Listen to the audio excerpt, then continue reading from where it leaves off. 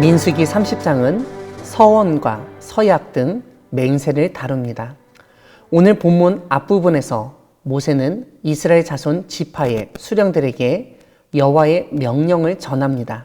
다름 아니라 사람이 여호와께 서원하였거나 결심하고 서약하였으면 깨뜨리지 말고 그가 입으로 말한 대로 다 이행할 것이라는 말씀입니다.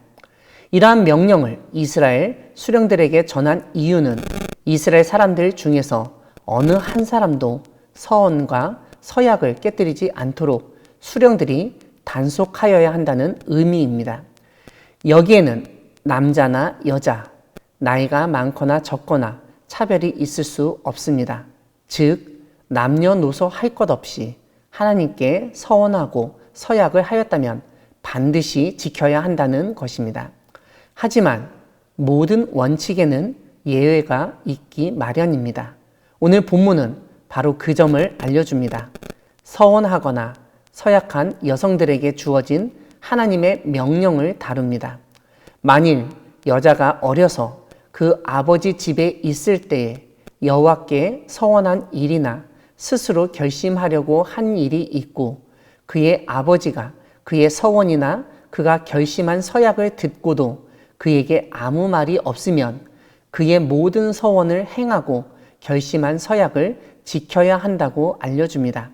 하지만 만약 그의 아버지가 그러한 서원이나 서약을 듣는 날에 허락하지 아니하면 그의 서원과 결심한 서약을 이루지 못할 것이라고 언급합니다. 이와 함께 그의 아버지가 허락하지 아니하였기 때문에 서원과 서약을 지키지 않은 죄에 대해서 여호와 하나님께서 사하실 것이라고 설명합니다.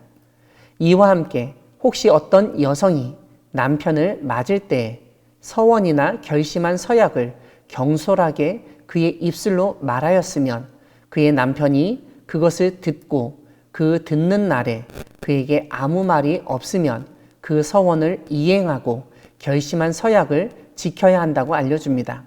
하지만 그의 남편이 그러한 서원이나 서약을 듣는 날에 허락하지 아니하면 그 서원과 결심하려고 경솔하게 입술로 말한 서약은 무효가 된다고 언급합니다.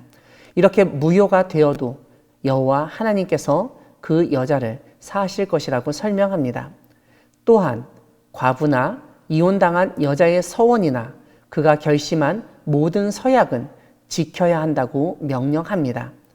부녀가 혹시 그의 남편의 집에서 서원을 하였다든지 결심하고 서약을 하였고 그의 남편이 그것을 듣고도 아무 말이 없고 금하지 않으면 그 서원은 다 이행하고 결심한 서약은 다 지켜야 한다고 알려줍니다. 하지만 그의 남편이 그것을 듣는 날에 무효하게 하면 그 서원과 결심한 일에 대하여 입술로 말한 것을 아무것도 이루지 못한다고 언급합니다. 그리고 그의 남편이 그것을 무효하게 하였기 때문에 여호와 하나님께서 그 부녀를 사하실 것이라고 설명합니다. 모세는 모든 서원과 마음을 자제하기로 한 모든 서약은 그의 남편이 그것을 지키게도 할 수 있고 무효하게도 할 수 있다고 알려줍니다.